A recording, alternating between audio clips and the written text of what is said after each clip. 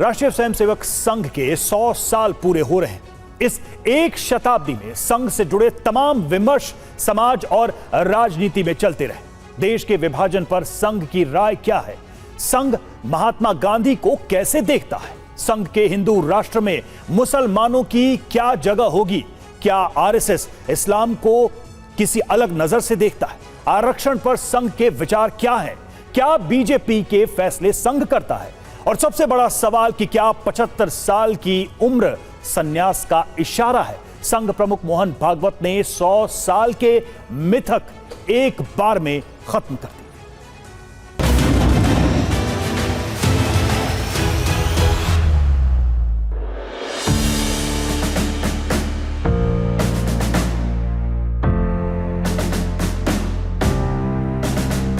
साल 1925 विजयादशमी का दिन नागपुर में एक ऐसे सांस्कृतिक संगठन की नींव पड़ती है जो हिंदुत्व के विचार, राष्ट्रवाद और भारतवर्ष के पुनर्जागरण की भावना से बंधा था, जो सनातन की गुरु परंपरा का साधक तो था, लेकिन यह भी कह रहा था कि इस संगठन में कोई गुरु नहीं होगा, बल्कि परम पवित्र भगवा ध्वज ही हमारा गुरु है। आरएसएस के संस्थापक डॉक्टर केशव बलिराम हेडगेवार ने सत्ता नहीं सेवा का रास्ता चुना। राष्ट्रीय स्वयंसेवक संघ एक ऐसा विचार बनकर सामने आया जो वंदे मातरम की ललकार के साथ भारत का गौरवगान करता रहा। 1947 में कबीलाई हमला हुआ तो वो स्वयंसेवक कश्मीर में डटे थे, वो भी तब जब पाकिस्तान से शरणार्थियों का हुजूम आ रहा था। वो 62 के युद्ध में रसद आपूर्ति कर रहे थे, वो 65 के युद्ध में रक्तदान कर रहे थे। वो गोवा का विलय हो या इमरजेंसी की बेड़ियां, बंगाल का अकाल हो या भोपाल गैस त्रासदी, कारगिल का युद्ध हो या उत्तराखंड की बाढ़, वो वहीं थे जहां उनकी जरूरत थी।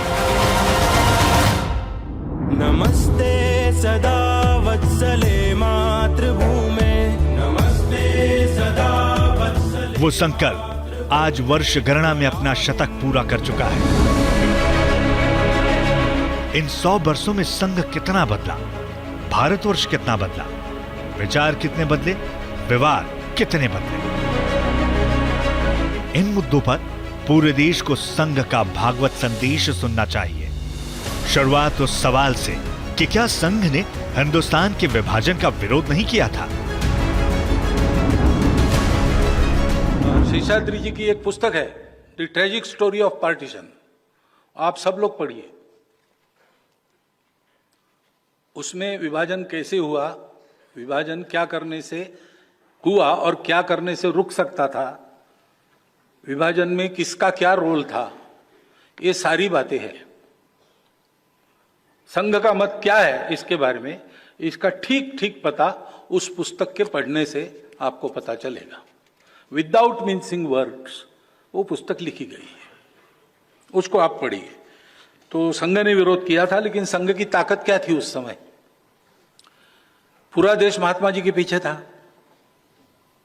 महात्मा जी ने तो कह दिया था मेरे लाश पर होगा। गुरु जी को पूछा किसी स्वयंसेवक ने, हाँ अच्छे कार्यकर्ता ने पूछा कि तू इधर जा रही गाड़ी, तो गुरु जी ने कहा था नहीं, गांधी जी ने सम्मति नहीं दी है, विभाजन नहीं होगा। लेकिन कुछ हुआ जो उन्होंने भी मान्य कर लिया। उनके मान्य करने के बाद संघ के कहने से समाज समर्थन नहीं करता और इसलिए विभाजन रुक नहीं सका। यानी उसको रोकने के लिए हम भी कुछ नहीं कर सके। तो अखंड भारत एक सत्य है। मोहन भागवत का गांधी जी को महात्मा कहना ही तमाम अफवाहों का सीधा जवाब है। कोई संदेह न रहे, इसलिए मोहन भागवत ने मोहनदास की सीख भी दुनिया को समझा दी। तो हम देखते हैं आज विश्व के देशों की स्थिति, समाज में धीरे धीरे क्या बढ़ रहा है। जो 7 सामाजिक पाप गांधी जी ने कहे थे वो बढ़े हैं, सभी जगह हो रहा है। Wealth without work, pleasure without conscience, knowledge without character, commerce without morality, science without humanity, religion without sacrifice, और politics without principles. Mahatma ji ने कहे हैं ये 7 सामाजिक पाप है। ये पाप सर्वत्र बढ़ रहा है।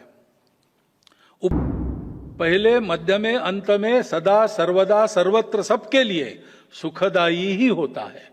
जहां दुख पैदा होता है वो धर्म नहीं है। मनुष्य को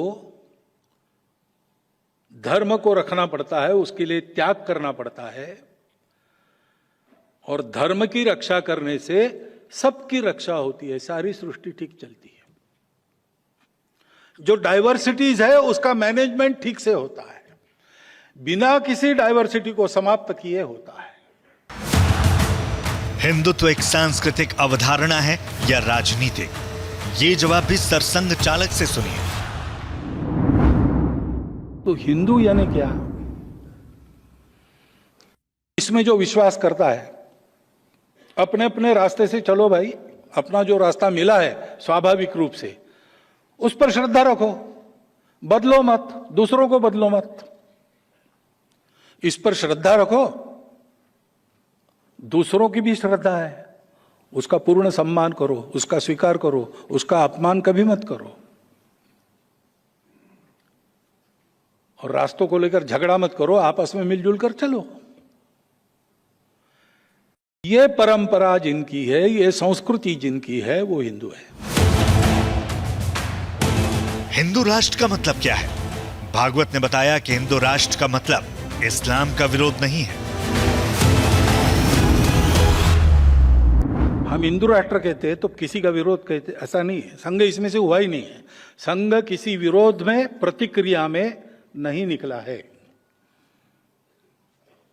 गुरुजी के प्रेस कॉन्फ्रेंस में गुरुजी को पूछा गया कि हमारे गांव में तो मुसलमान और ईसाई है नहीं, हमारे यहाँ शाखा का क्या काम है? गुरुजी ने कहा कि भैया तुम्हारे गांव की छोड़ दो, पूरे दुनिया में भी मुसलमान ईसाई नहीं होते तो भी हिंदू समाज अगर इस अवस्था में रहता तो संघ की शाखा की आवश्यकता थी, क्योंकि संगठन किसी के विरोध में नहीं होता। हिंदू समाज इस्लाम को कैसे देखे? संघ का ये भागवत सूत्र आज के दौर की जरूरत है। एक जगह शक्ति जागरण करना आवश्यक है, समाज का संगठन करना आवश्यक है। दूसरी जगह ये गलतफहमी हटानी आवश्यक है। भाई पहले दिन इस्लाम भारत में आया, तब से आज तक इस्लाम यहाँ है और रहेगा। ये मैंने भी पिछले बार भी कहा था, इस्लाम नहीं रहेगा ऐसे सोचने वाला हिंदू सोच का नहीं है। हिंदू सोच ऐसी है नहीं। दोनों जगह ये कॉन्फिडेंस बने तब ये संघर्ष खत्म होंगे। तो पहले ये मानना होगा कि हम सब लोग एक है, हमारी भाषाएं अलग है, जाति पाति अलग है, पूजा अलग है, ये सब है, विशिष्टताएं हैं हमारी, लेकिन सबसे ऊपर ये हमारा राष्ट्र है, सबसे ऊपर ये हमारा देश है, हमारा समाज है, हमारी संस्कृति है, और वो अलग अलग नहीं है। We are not a federation of communities or societies. We are one people. We the people.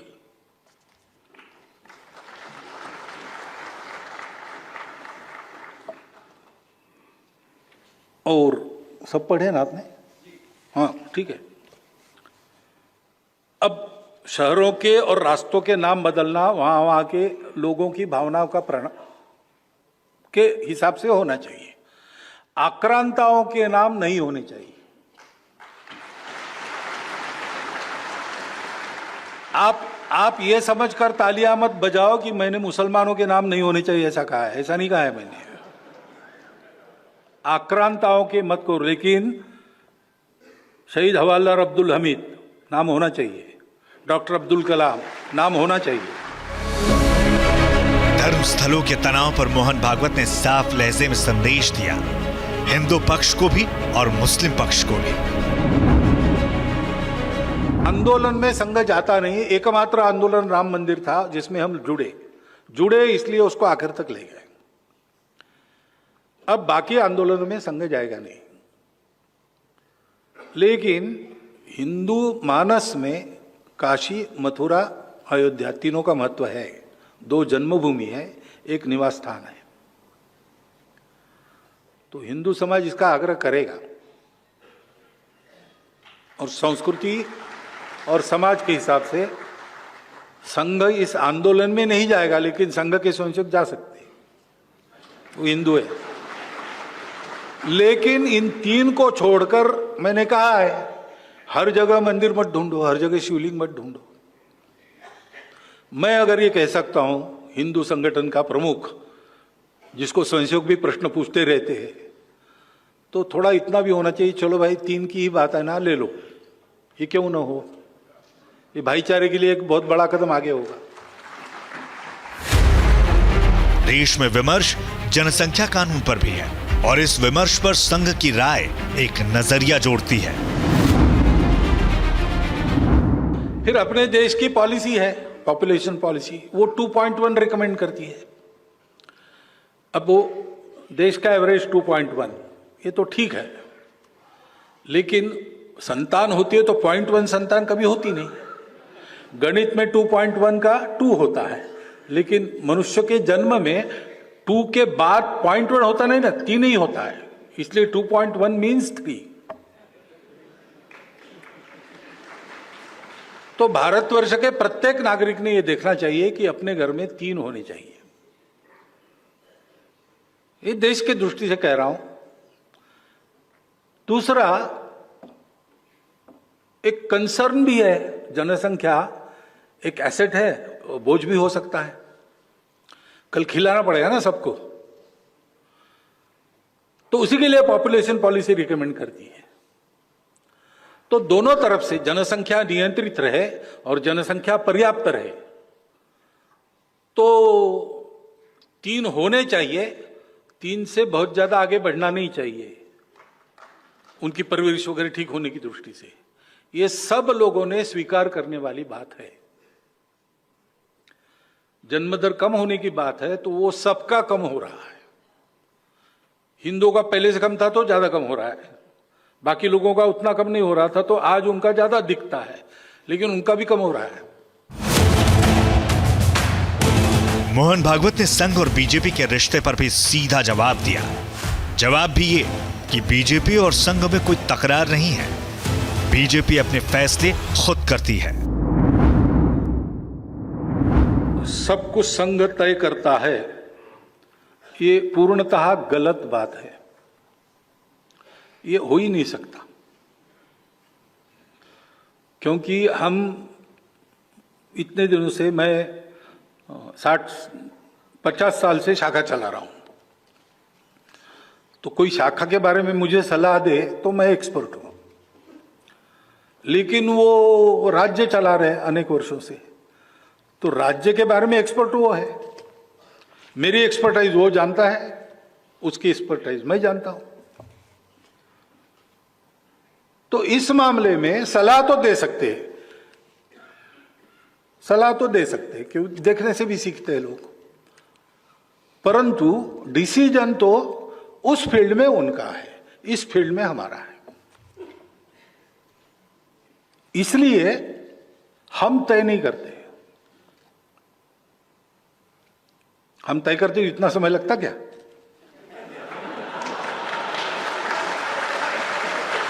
हम नहीं करते, हमको करना नहीं है।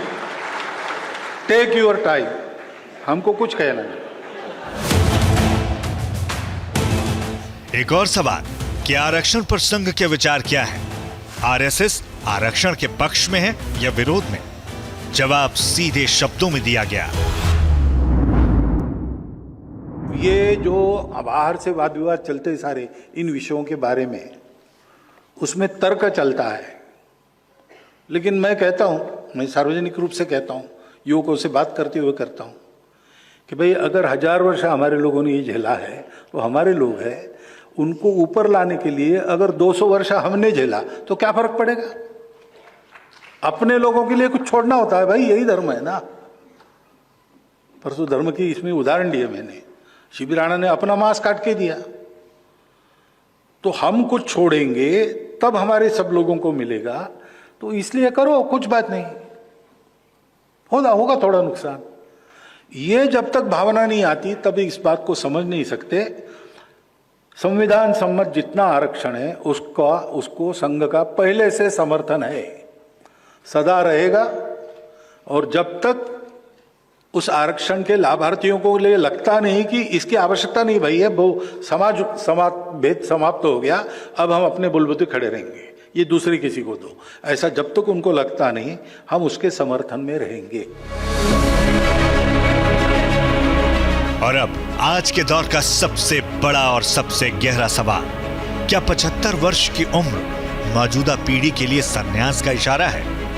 मोहन भागवत के जवाब ने सारे विवाद को खत्म कर दिया।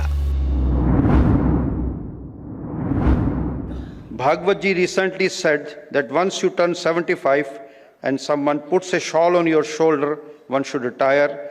Many think this was a reference to Prime Minister Narendra Modi to retire at 75 years. What are your comments? इसी श्रृंखला में अंतिम है। कुछ समय पूर्व आपने मोरोपंत पिंगले जी के कथन का हवाला देते हुए कहा था कि 75 साल गिरह पर शाल पहनने का मतलब है अब आपकी उम्र आ गई है। क्या आप संन्यास की तरफ इशारा किया गया है? क्या 5 वर्ष के लिए चुने गए व्यक्ति पर भी 75 वर्ष की परंपरा लागू होती है? बाकी 75 साल की बात है तो मोरोपंत जी को मैंने कोट किया, वो बड़े मजाकी आदमी थे। He was so witty that his witticisms made you bounce in your chair और your line and it was very difficult to maintain the dressing. So once in our program, we all were there, all India Karyakartas, and he completed his 70 years. So our Sarkar Vivas Sheshadri ji, he gave him a shawl and asked him to say something. He was saying, no, there is no need to buy. This shawl also is not needed. But then he stood up and he said, you see, you might be feeling that you have felicitated me, but I know that when this shawl is given, it means that now your age is over. You please sit in a chair calmly and see what happens. ऐसा वो विटिसिज्म है उनका, उनके चरित्र का। His biography was inaugurated in Nagpur in English, and I was speaking there. I cited how witty he was. 3 or 4 incidences I told there. And Nagpur people have also seen him very closely, so they were enjoying it. I never said that I will retire or someone should retire.